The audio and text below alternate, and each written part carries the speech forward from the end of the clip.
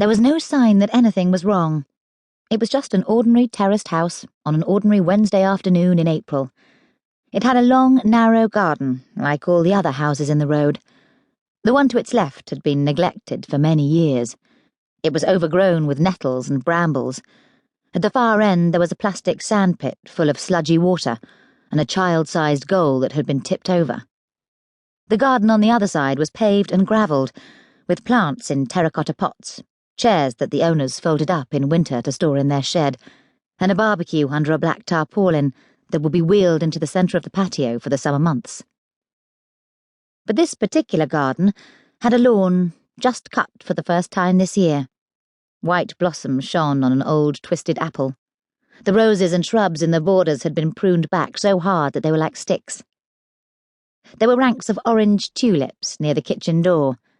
There was a single trainer, with its laces still done up under the window, empty flower pots, a bird table with a few seeds scattered on its flat surface, a couple of empty beer bottles by the boot scraper. The cat walked up the garden, taking its time and pausing by the door, head lifted as if waiting for something.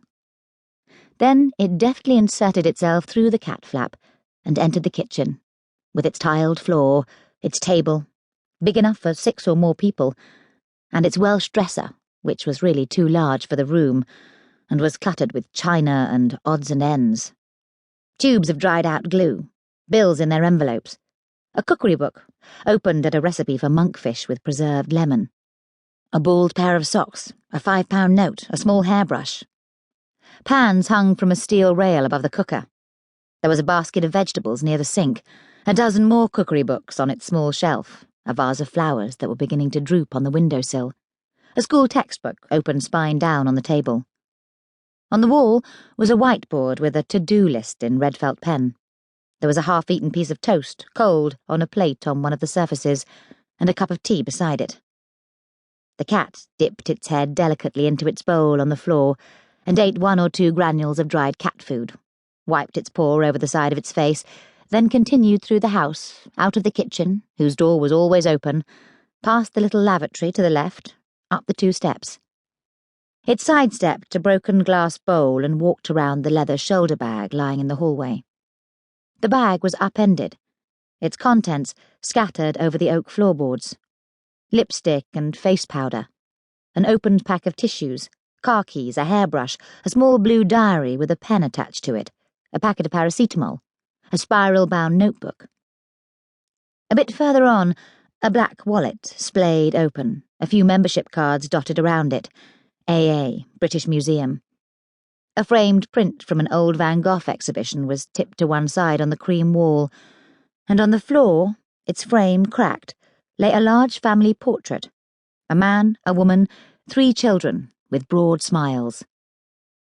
The cat picked its way through the debris and walked into the living room at the front of the house. An arm lay outstretched in the doorway. The hand was plump and firm, with nails cut short, and a gold band on the 4th finger. The cat sniffed at it, then gave the wrist a cursory lick. It half climbed onto the body, in its sky-blue blouse and its black work trousers, digging its claws purringly into the soft stomach. Wanting attention, it nuzzled against the head of the warm brown hair that was greying now and tied back in a loose knot. There were small gold studs in the earlobes. There was a thin chain and locket round the neck. The skin smelt of roses and something else. The cat rubbed its body against the face and arched its back. After a while, it gave up and went to sit on the armchair to wash itself, for its coat was matted now and sticky. Dora Lennox walked slowly back from school. She was tired. It was Wednesday, and she had double science last lesson, then swing band in the after-school club. She played the saxophone, badly, splitting notes, but the music teacher didn't seem fussy. She'd only agreed to go because her friend Cam had persuaded her, but now Cam didn't seem to be her friend anymore, and whispered and giggled with other girls who didn't have braces and weren't skinny and shy, but bold and curvy, with black lacy bras and shiny lips and bright eyes. Dora's rucksack